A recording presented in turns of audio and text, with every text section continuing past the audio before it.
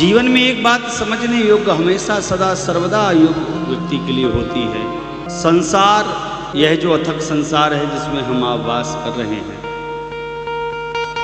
यह हमारा मायका है। जिस प्रकार बेटी जन्म तो परिवार में किसी में लेती है, जन्म होता है, पलती है, बड़ी होती है, संस्कारवान बनती है, योग्य बनती है। संपूर्ण योग्य बनने के बाद जब उसकी योग्यता को निखारने का समय आता है या योग्यता से कुछ प्राप्त करने का समय आता है, तो उस बेटी को ब्याहित करके हम लोग दूसरे घर में भेज देते हैं। आप दर्शन करिए, यानी माता पिता जीवन पर्यंत बेटी को पालें, पोसें, योग्य बनाएं, लेकिन जिस प्रकार छोटी सी गैया को गाय बनाने के बाद जब दूध लेने की बारी आए तो दूध कोई और लेने लगता है, ठीक उसी प्रकार मनुष्य का जीवन है। यह हमारा आपका मायका है, यहां हमको रहना नहीं है, जाना है, आना है और जाना है। जब जाएंगे तो फिर आएंगे। हमको और आपको कृपा करके प्रभु ने मनुष्य तन प्रदान कर दिया। अब मनुष्य तन प्राप्त होने के बाद हमारा आपका धर्म है वास्तविक मनुष्य धर्म का निर्वहन करें।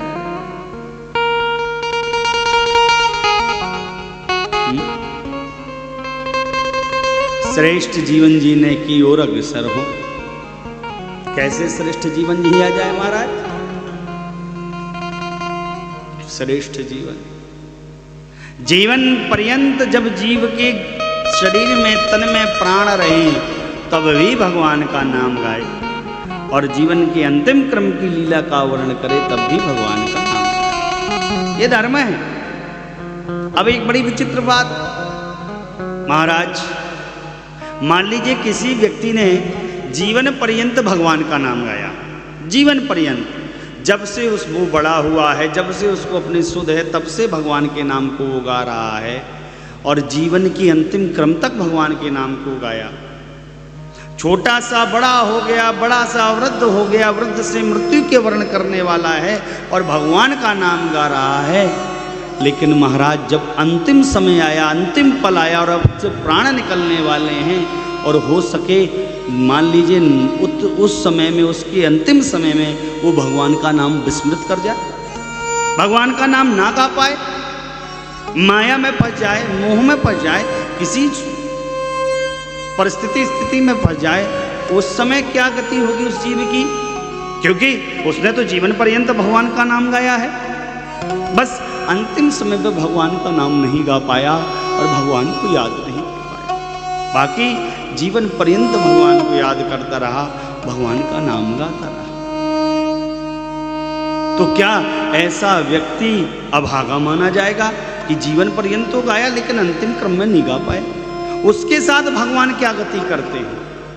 भैया हो, जिस व्यक्ति ने जीवन पर्यंत भगवान का नाम गाया है, जीवन पर्यंत मेरे राम जी को याद किया है, केवल एक ही काम था उनको याद करना, उनको नाम गाना, भले वो अंतिम क्रम में उनका नाम ना गा पाया हो, याद ना कर पाया हो, किसी स्थिति में फंस गया हो, मोह में फंस गया हो, लेकिन जीवन पर्यंत भजन के प्रभाव के कारण, जीवन पर्यंत याद करने के स्वभाव के कारण अंतिम में व्यक्ति भगवान का नाम भले विस्मृत कर जाए, ऐसे व्यक्ति को भगवान स्वतः याद कर लेते हैं, उसकी सुध ले लेते हैं।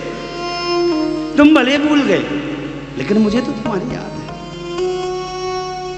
और यही गति है चक्रवर्ती जी की।